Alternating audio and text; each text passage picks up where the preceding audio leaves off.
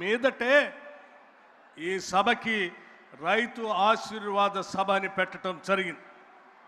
ఇటువంటి రైతు ఆశీర్వాద సభకి రాష్ట్ర ముఖ్యమంత్రి వర్యుల్ని, సహచర మంత్రివర్గ సభ్యులందరినీ కూడా, శాసనసభ్యుల్ని కూడా మధిర శాసనసభ నియోజకవర్గంలో ఈ కార్యక్రమం ఏర్పాటు చేసుకుంటున్నాం.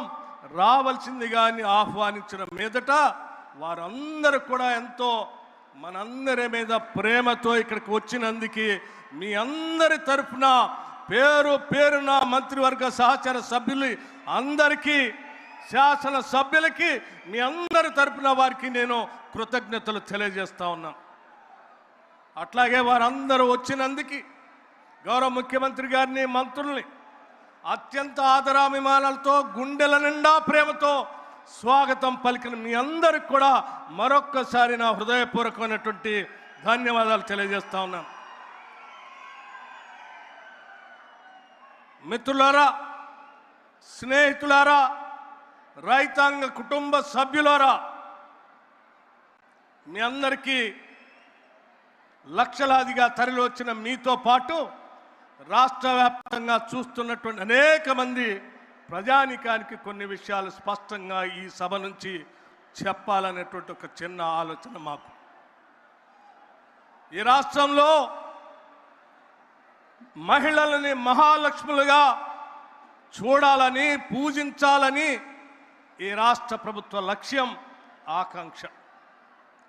రైతుని రాజులుగా చూడాలని, గౌరవించాలని మా అందరి ఆశ, ఆకాంక్ష.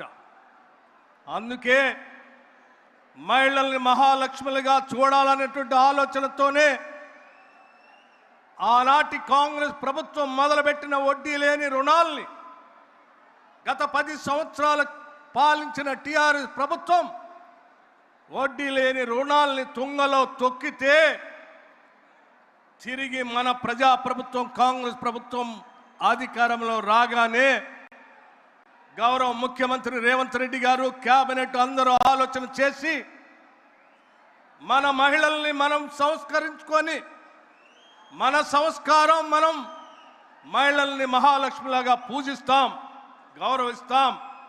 అటువంటి మహిళల్ని ఆర్థికంగా ఎదగటం కోసం ఎన్ని ఇబ్బందులున్నా తిరిగి వడ్డీ లేని రుణాల్ని, ఆ పథకాన్ని రాష్ట్రంలో మొదలు పెట్టాల్సిందే అని చెప్పటమే కాకుండా సంవత్సరానికి 20,000 కోట్ల రూపాయలు, సంవత్సరానికి 20,000 కోట్ల రూపాయల లెక్క 5 సంవత్సరాలకి 1,00,000 కోట్ల రూపాయలు మహిళలకి బ్యాంకుల ద్వారా లింకేజ్ చేసి రుణాలు ఇప్పించే కార్యక్రమం చేపడతామని చాలా స్పష్టంగా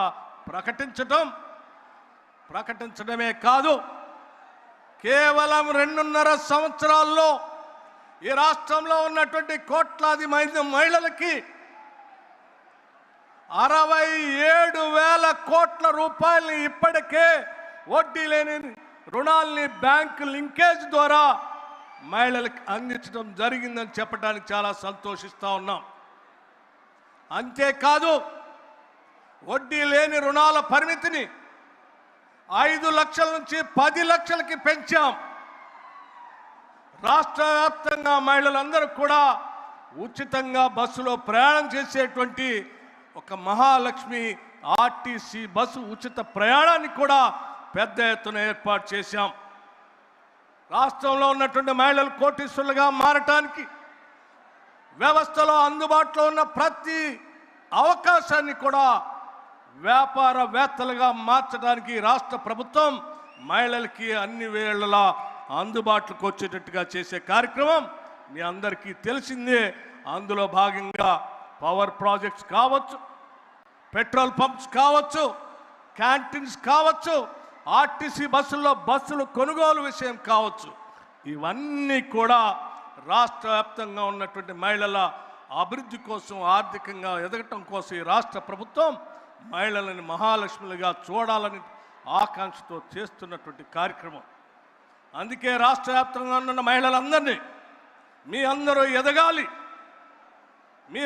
ఎదగాలి, కోటీశ్వరులుగా మారాలి అనే ఇదే మా ప్రభుత్వ లక్ష్యం, ఆశ, ఆకాంక్ష కూడా. అలాగే